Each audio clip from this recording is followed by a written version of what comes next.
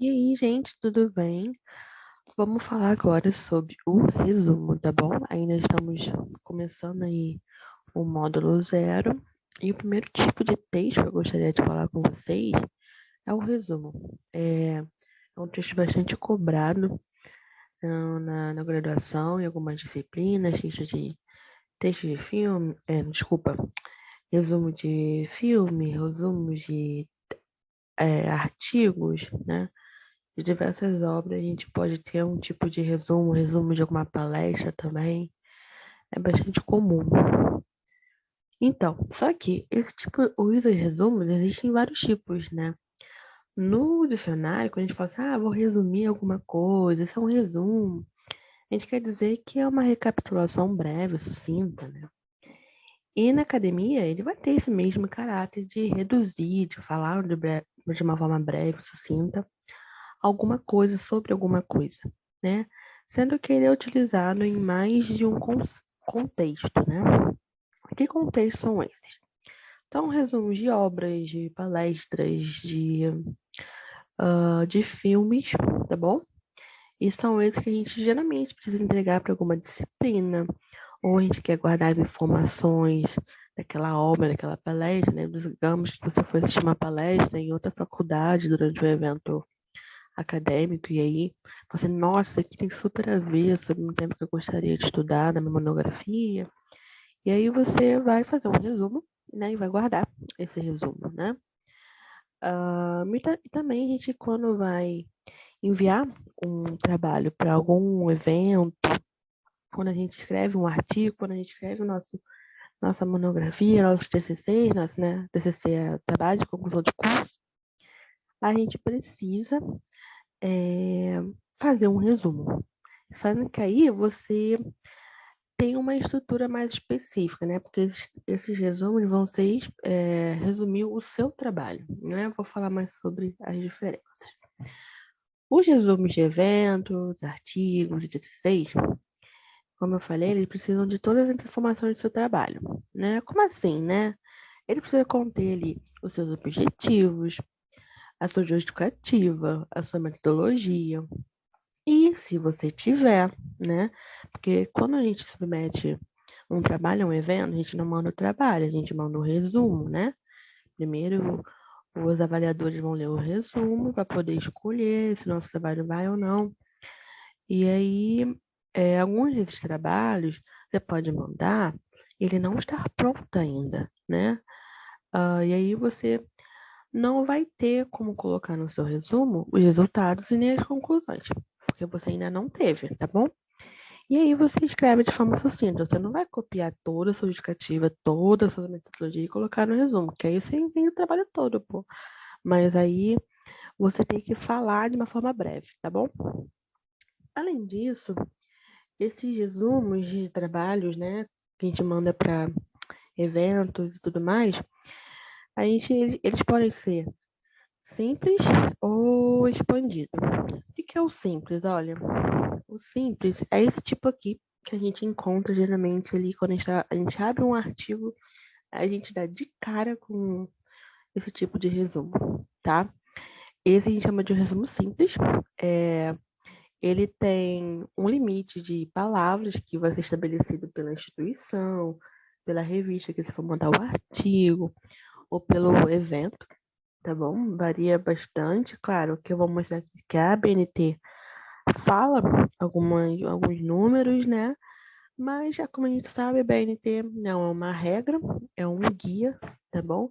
Então, é sempre importante a gente verificar as informações com a instituição.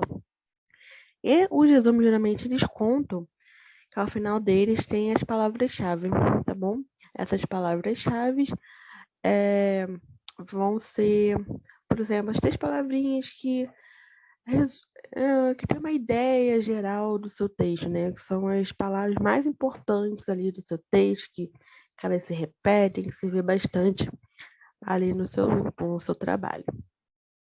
E aí, sendo que, como está falando, de acordo com a MNT, o resumo, né? Qual vai ser o tamanho do resumo, ele vai variar de acordo com o documento, né? E, por exemplo, vai ter entre 150 a 500 palavras para alguns trabalhos acadêmicos, como teses, dissertações, relatórios, de 100 a 250 palavras para os artigos de periódicos e revistas, né? Então, são aqueles assim, esses assim, esse aqui eu copiei de um artigo mesmo. E aí, eles marcam, né? Geralmente tem que ter de 100 a 250 palavras. E quando a gente está falando sobre alguns resumos que a gente manda para eventos, congressos, simpósios, a gente está falando de geralmente 50 a 100 palavras, tá? Porém, como eu falei, a norma da MNT é uma referência, é um guia, mas ele não é uma regra, não é obrigatório. Então, é sempre importante a gente ver as normas que são pedidas da instituição, do evento, da revista, porque pode variar bastante. Eles podem até pedir mais palavras, mais caracteres. Às vezes a gente não usa palavras, mas usam caracteres, tá bom? E aí a gente precisa no Word, mais para frente, a gente vai poder ver isso. Onde é que a gente consegue visualizar o número de palavras e o número de caracteres, tá bom? E aí, a gente entra aqui no que seria um resumo expandido. O resumo expandido, alguns eventos acadêmicos, eles pedem um resumo expandido, que ele contém mais do que propriamente um resumo, né? Geralmente ali ele pede a sua introdução, às vezes pode pedir um objetivo separado, e as suas, obviamente, se você citou alguma coisa na sua introdução, você vai precisar colocar as referências e tudo mais. Mas esse evento, ele é praticamente obrigado a mandar um template, que é uma forma que ele quer que seja escrito, né? Aqui eu trouxe um modelo, um exemplo de um que eu achei na internet, e aí tá aqui o evento, e o que ele pedia, né? Então, o tipo de fonte, o tamanho, o espaçamento. Aí aqui, ó, o nome, ele queria um nome que fosse recuado à direita, o título centralizado, em negrito, também em tamanho 12, letras maiúsculas, aí o resumo, introdução, e tinha mais, né, mais pra frente, que seria ali um pouquinho só, um leve desenvolvimento, ali que seria o primeiro parágrafo e as referências. Então, o evento ele vai te pedir, tá bom? Ou como que ele quer que seja esse resumo expandido. Então, você fica tranquilo, vou surtar. Resumo expandido é um resumo maior, mais elaborado. E ele tem um modelo que vai ser fornecido pela instituição. E aí, voltando aqui para o resumo simples, né? Os resumos simples, eles podem ter caráter crítico, indicativo e ou informativo. Bora lá.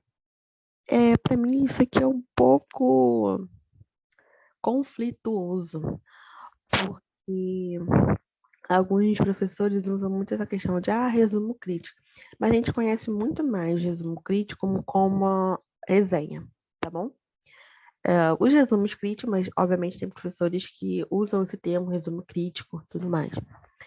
Esses resumos críticos são aqueles que são redigidos, né, são escritos por especialistas que acabam fazendo uma análise crítica de um documento, ou seja, você chega lá numa revista de alguma área dessa área, aceito resenha, artigos, não lembro mais, eu vou alguns exemplos. E aí, esses resumos que essas resenhas que ele pede são esses resumos críticos, tá bom? Que eu vou falar mais pra frente o que tem a resenha. E nessa resenha, o fator principal delas é que elas expõem a sua opinião, tá bom? O que você acha? Você gostou? O texto é bom? O texto é relevante? Enfim, todo o seu pensamento, toda a sua crítica sobre aquele documento, aquela obra, você vai falar nas resenhas ou, né, resumo crítico. Já os resumos indicativos, eles indicam os pontos principais do documento. Então, se você quer, o que eu digo mais o indicativo, tanto informativo, trata realmente como um resumo, né? Indicando ali os pontos principais de um documento, né? E para isso você precisa consultar, você precisa ler o original, né? A referência, a obra que você está tirando. Sendo que eles não discorrem, assim, muito sobre o tema, sobre a obra, né? Porque, como eu falei, resumo é algo breve, né? Você não pode apresentar dados qualitativos, dados quantitativos relativos ao tema. Você tem que pegar aquela obra e falar, ó, o texto fala sobre isso, tá? Com suas palavras. E de forma sucinta, tá bom? Guardar ali, indicar, como falou, resumos indicativos, né? Indicar os principais pontos, né? Vou trazer umas dicas ali para frente. Esses principais pontos podem ser, geralmente, os objetivos, pode ser a metodologia, as conclusões do autor, né? Os resultados que ele teve. Esses são os pontos importantes da obra. Então, eles precisam ser abordados, tá? E os informativos, os resumos informativos, eles vão trabalhar com as informações, né? Ele é muito parecido com o indicativo, né? E aí você vai trabalhar, falar quais informações importantes no texto. Se ele tiver, se aquela obra que você está consultando, resumindo, ela tem muitos dados quantitativos, né? Tipo porcentagem, número. Você não precisa ficar escrevendo número e tudo mais. A pessoa volta na obra para ver isso. Mas precisa falar, ó, por exemplo, ó, a maior parte das pessoas em escolas públicas são descendentes africanos, não sei, tô chutando alguma coisa. Sei lá, as pessoas da minha rua a maioria são mulheres. Então aqui você não precisa falar a porcentagem, mas dizer assim qual a informação importante que está tendo no texto. Sempre é preciso você prestar atenção no modelo que está sendo pedido, tá bom? Como eu estava falando, resumo é diferente de resenha, né? Mesmo que fale assim, resumo crítico, ele é diferente, tá?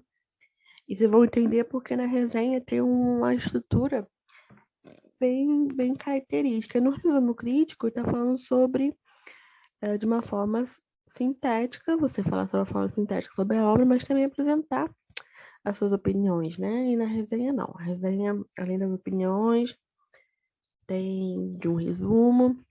Você precisa também falar sobre os autores, tá bom? E aí tem uma ordem que já fala mais pra frente. O resumo sintetiza as informações, tá bom? A resenha, né, como eu falei, onde a gente coloca as nossas opiniões, tá? O resumo simples, portanto, ele é um resumo das informações da obra. Ele não pode ser enorme, com mais de 5 páginas, pelo amor de Deus, isso não é resumo, tá bom? Geralmente tem no máximo de 2 a 3 páginas, assim como as resenhas, tá bom? Ele não tem a sua opinião, ele não tem citação do autor. Pelo amor de Deus, não coloque citação do autor, isso não é resumo, tá? E também não use as palavras do autor. Então, use as suas palavras, o que você entendeu daquela obra, o que você acha que é os pontos principais, escreva com as suas palavras. Então, todo resumo, com desculpa, exceção daquele que é inserido no próprio documento, como aquele que está falando dos artigos científicos, dos TCCs. Então, o próprio documento são resumos daquele trabalho, resumo daquele documento.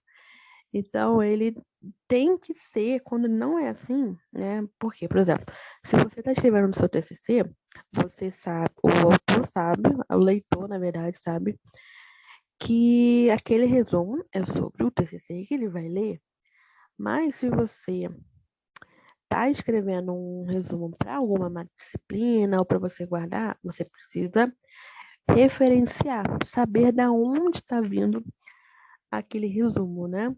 E essa referência, quando a gente escreve, tem que estar nas normas da BNT, tá bom? Quando está fazendo um resumo, é importante, como eu falei, a gente ressaltar os objetivos, o método usado pelo autor, os resultados, as conclusões do documento analisado. E aí você utiliza esses tópicos para você falar sobre o que você entendeu, o que você acha importante, né? E ali você vai usar ali no resumo indicativo e no informativo.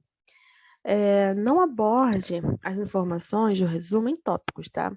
O resumo é um texto corrido, como se estivesse escrevendo uma redação, não em tópicos. O texto do resumo, ele deve, como falei, ser corrido, né? E sempre que se puder, fazer afirmativas simples, coerentes, né? E de preferência a gente usa um parágrafo único, né? Focando ali, geralmente fica em uma página, menos de uma página e tudo mais.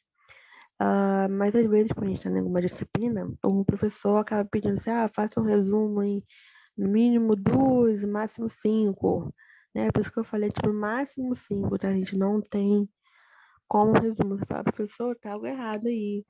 Mentira, fala isso não. Mas você faz o que ele pediu, mas saiba que ele está equivocado.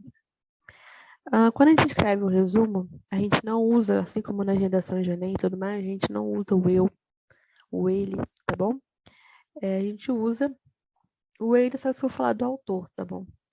A gente utiliza os verbos na voz ativa, né? Ou seja, a pessoa que está falando, né? E não a pessoa que está sofrendo a ação. E na terceira pessoa do singular, tá bom? A gente usa o ele. Ou então a gente usa no máximo ali, se a gente quiser muito, um nós, tá bom? A gente não usa a primeira e a segunda pessoa quando a gente está escrevendo um texto acadêmico. A gente usa a terceira, no máximo, a primeira do, do plural, tá bom? Que é o nós. E aí, por exemplo, como eu estou falando de voz ativa, por exemplo, não. Voz ativa é eu leio o texto. A voz passiva é o texto foi lido por mim. Então a gente sempre usa a voz ativa. Eu falo eu leio, tá bom? A gente usa o pronome primeiro. Inclua sempre palavras-chave logo abaixo do resumo, tá? Quando a gente está enviando para algum lugar, um resumo, ele vai ter aquelas palavras-chave. Vou voltar aqui. Eita, passei demais. Aqui, ó. Resuminho. E no final, palavras-chave, tá bom? Que são algumas palavras, como eu falei, mais importantes ali do seu texto. Elas são separadas, né? Por 2 pontos. E você escreve palavra-chave, 2 pontos. Aí você escreve, por exemplo, a palavra, sei lá, migração, ponto. Aí bota refugiados, ponto. Sírio, ponto. Tá bom? Geralmente o número de palavras-chave são de 3 e no máximo 5. Mas aí a gente olha ali as normas da instituição. Mas geralmente é muito, na verdade nunca nem vi eles pedirem menos ou mais do que 3 e 5, tá? Então, bora pro próximo tipo de texto. Qualquer dúvida, vocês sabem que pode contar comigo no grupo de suporte e também nas mentorias. Tchau, tchau, gente.